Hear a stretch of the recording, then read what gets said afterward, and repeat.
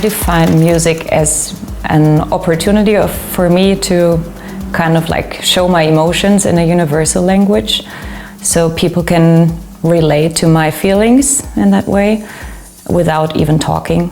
Especially in electronic music, you don't have, like most of the time, you don't have any lyrics involved, so it's basically just how people feel when they consume my music, when they listen to it, and it gives a deeper insight into my personality as well. I call myself SKALA because most of my friends tell me that I make the music too loud all the time. So whenever I play somewhere at a friend's house or even at a gig, I always like turn up the volume. And yeah, SKALA means scale in English. So from a scale from 1 to 10, I'm always like going up and going in the red zone, let's say. Like not music-wise, that it's like clipping or anything, but just like I need it to be louder so I can feel it more intensely. And that's how I came up with SKALA. Yeah, so I found this word, escalated, which means escalation, but in German it's better because it really pronounces well with my DJ name SKALA. Music for me is a way of like showing my emotions in a way where I don't talk. And I want people to come to a gig and just be emotionally free, and I want them to like live through all emotions they have. So because I think if you go out on a weekend and you dance, it's also a way of like letting go of your daily life. And maybe you've been sad because something happened, or you just got a new job and you're very happy. And I want all of these emotions to have like a space when you go out and dance, so you can show all of them. If you want to be angry, or you want to be happy or sad, or I don't know, just that's what I mean by escalation, like just let go and enjoy whatever feeling comes up. That's what I try to pursue when I play a set. I guess I was always a very nerdy person, let's say. So even when I was a child, I was always like setting up all electronics in our house. Like when we got the first like mobile phone or a first DVD player or something, I was the one like with the manual and checking like, oh, how can we plug this in and how does it work? And I like playing computer games, and I don't know. That part, I was always a very technical girl, let's say. And music-wise, I always got raised with music. My dad plays the piano, my mom was a singer as well, and my grandfather played 5 instruments. So I was always surrounded by music in general. And I think now I just combined these two things of like the technical interest and the music, and then put it together. I think my fascination comes from my early childhood on, because it was so normal for me to be surrounded by it. Like all of our family events, we would be singing and playing piano, and everyone would have like little performance and sing or write a poem or something like that. And singing a lot with my mom as well. So I think the passion was already like there when I was born, and it never stopped. Yeah, I definitely chose a different path in the beginning. That's also because my dad, for example, he studied piano and he was a piano teacher, and then he realized that when I was born, it's not that easy to provide for the family when you're a musician. So he always told me like, okay, music is nice, it's a good hobby, but get a real job. So I pursued a career in real estate before. So did an apprenticeship, and I studied marketing as well. And then I was working in a bank and managing real estate funds. So very different thing and very conservative. And I did that for a few years, and after that I realized I don't have time to make music anymore, because I was working like 60, 70 hours a week. I was traveling a lot for work, and somehow I woke up and I was like looking in the mirror. I thought that's not me. Like I'm not doing what I love anymore. I'm just doing this for the money, and because society told me I need to have a real job. So I went abroad to Australia, and I lived there for 2 years, and I had a little band project there and was like making music on the side. And someone came up to me and said like, why don't you do this full time? I said, yeah, no, it's a hobby. I don't do this full time. Like, it was never in my head to even pursue this as a career. And he said, did you even try? And I said, no, like, I never tried. And he said, why don't you try for like a few months, just like save up some money, try, see what happens. And if it doesn't work, you can always go back to your old job. And that was the first time I really thought about it. I was like, yeah, well, he's actually right. Like, why don't I just try? And yeah, I did, and then ended up here, just doing now what I love full time. And yeah, I'm happy I made that decision. I feel like every time I play, I want to transport a different feeling. So it's really like up to my daily feeling that I have when I play. So if I'm more in a sad mood, I will play a more sad set, I think. Or if I'm very happy or very energetic, you will listen that in my music as well. I usually, when I play, prepare just like the first 2 or 3 songs, just so I get in.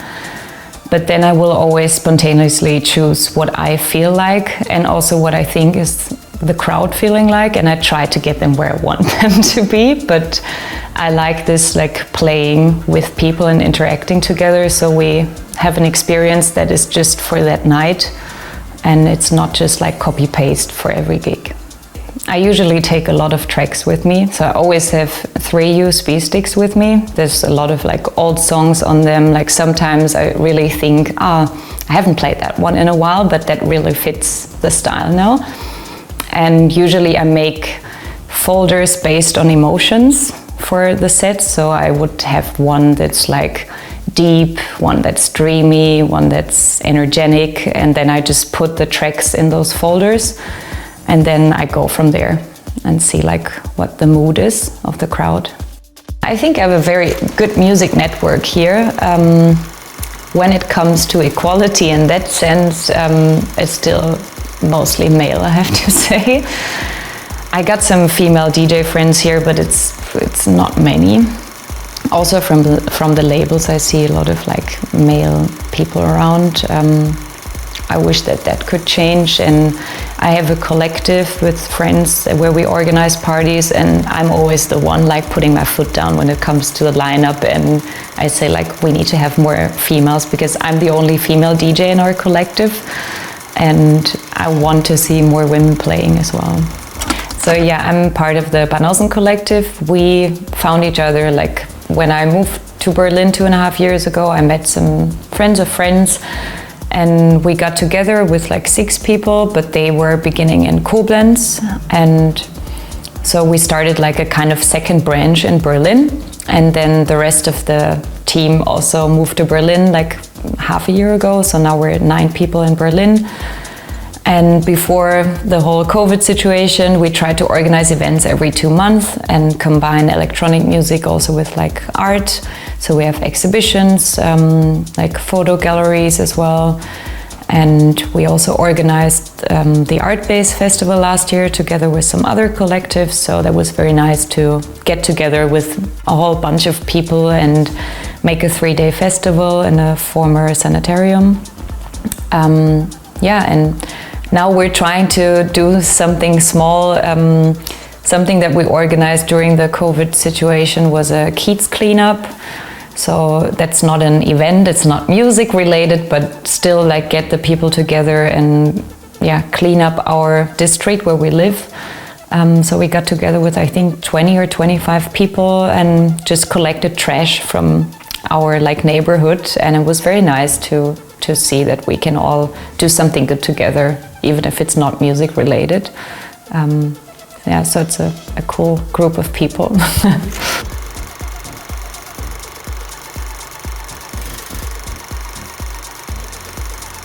To me, equality is a very important topic in general, not just in music. I hope that one day, finally, because we're not there yet, it doesn't matter what gender you are, what sexual orientation you have, where you're coming from.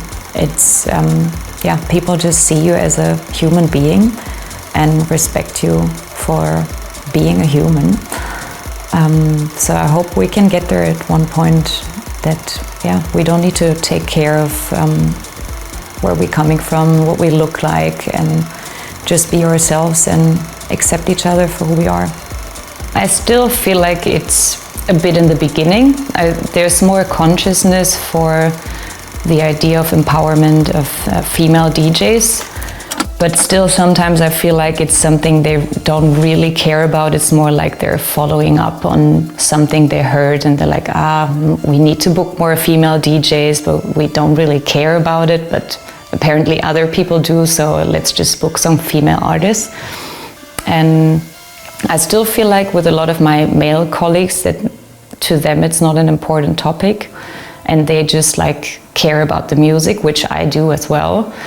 But still, I think you should have more awareness on the topic that it's mostly male DJs in the scene still. I mean, there's a few things that you could change to have more gender balance, like having, when you like set up a lineup to check like what's the percentage of female and male artists. Just because I think when I as a woman would go to an event and I only see male DJs playing, I might have not pursued a career as a female artist because I never saw it, I never experienced it myself. And actually I got a lot of encouragement from women when I played, like girls coming up to me after my gig and they were like very excited and said like, oh, it's so cool to see a woman playing. And that's something I think you need to be more aware of when you're a promoter, that when you do events you should have a mixed lineup. That's something you can do. I mean, I think the music scene is diverse in Berlin because it's a very multicultural city. There's a lot of people from different countries here. Still, you feel that there's a lot of white males playing at club gigs or festivals. I also understand that for some promoters it's more difficult to find a very diverse lineup because, like, where do you stop? Because then it's like gender, it's nationalities, it's skin color, it's sexual orientation. And if you have to plan a whole lineup just based on all these things to be super diverse, I get that it's difficult, but I think if you have more awareness on that topic, then it might be a little bit more effort to do it, but it will change something in the long run to encourage people like of all kinds of background and gender and sexual orientation just to pursue music, and that's what it's about in the end. I love working with women actually. When I go to gigs and I see other girls play, I really love to see other women play actually, and feel like I connect more with them because we're still such a minority, and then you're like straight into the same group and you're like, oh, you're another girl playing, and it's kind of cool. I remember I went to a gig like 2 years ago in Berlin and there was a girl playing before me, Felide. And the first thing I said to her was like, oh wow, I never played after a girl. And she said, wow, that's crazy. I said, yeah, I always took over from other like male DJs, never took over from a woman.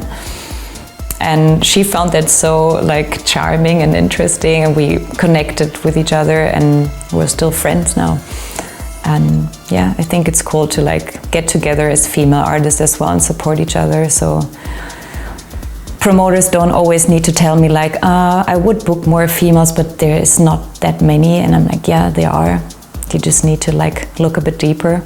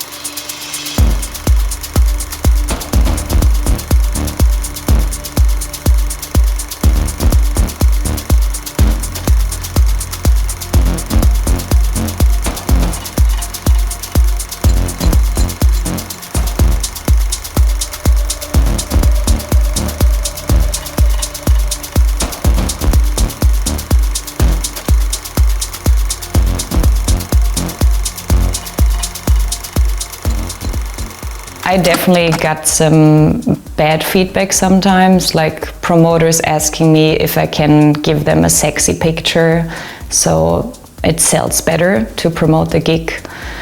I got asked several times who's my ghost producer, because people don't believe that a woman can produce music, apparently. I also heard that you've just been booked because they needed another woman in the lineup, and that's still hurting, and it's annoying that you feel like you're not being treated like the others. I think it's difficult when you're a woman that's like not bad looking, let's say, to still have the same respect from guys in the music scene, because a lot of them will still say like, oh, you've just been booked because you're a good looking girl and they needed one. Or I have other female friends that are good producers, and other people like check out their profile and they're like, yeah, she's very hot, and they don't really care about what music she makes, or they don't believe that she's capable of making music, and is still this like Barbie image, let's say, that if you're a good-looking woman, you cannot be talented at the same time, and that's a bit annoying. Yeah, you have to prove them wrong and just keep going, I guess. And well, I think all you can do is just play a good set and make good music. And in the end, I would say, if you try to get music released on a label that's been there for a long time, they will not release your music if it's not good, just because you're a woman. I think even they have their standards to say like, okay, we need to release good music that sells well, and we're not gonna release it just because we need a woman in our team. So I think that's a good point. If people say like, oh, how did you end up releasing on that label? And I can say, yeah, well, I think my music was good enough, otherwise they wouldn't have released it. I'm happy for every single person that comes to my gigs and they listen to my music, and yeah, that's all I need. I don't want to like ask for people's help in that way. I think there's a time for everything in life, and it took me longer than other people to pursue my music career than others. On the same hand, I feel like the experiences I made before also helped me to be quicker now at it, because I'm more organized maybe than 19-year-old artist, and I definitely know what I'm doing it for. And yeah, I like the support of people, just like by enjoying my music and coming there and dancing to it if they can.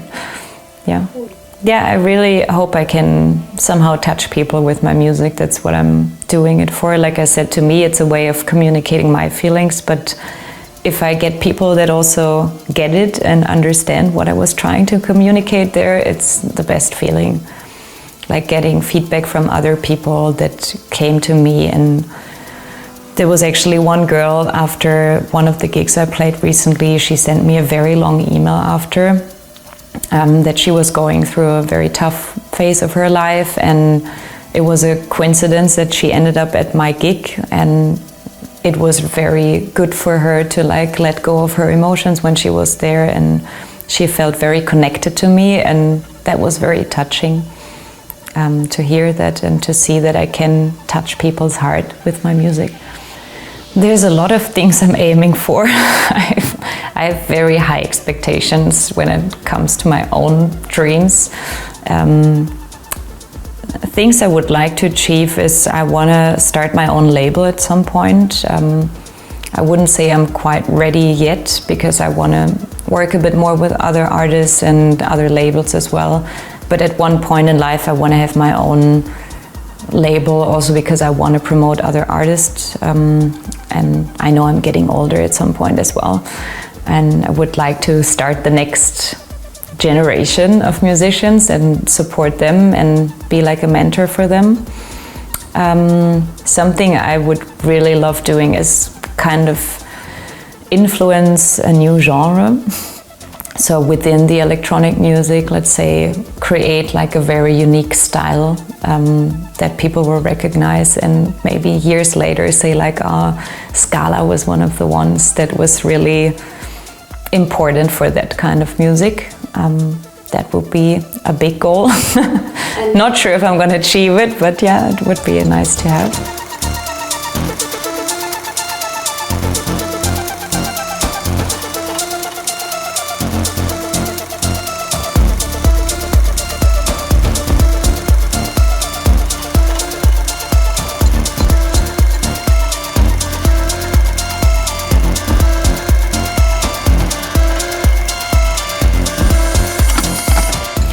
Hi, my name is SKALA and you're here on Music is Her Passion. If you like this video, please like and subscribe.